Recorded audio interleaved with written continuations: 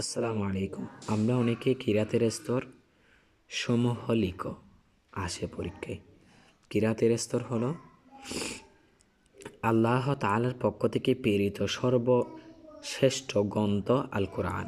কারি সাহেবের কোরআন তেলাওয়াত সুর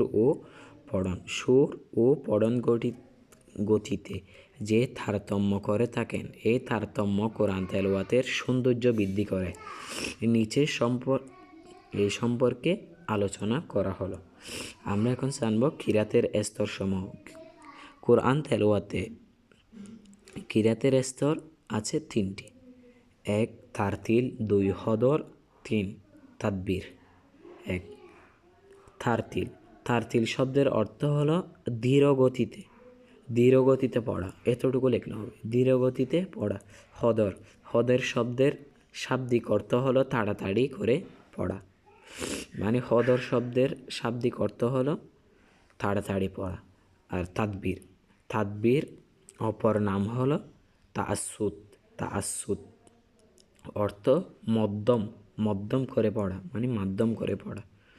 আসসালামু আলাইকুম।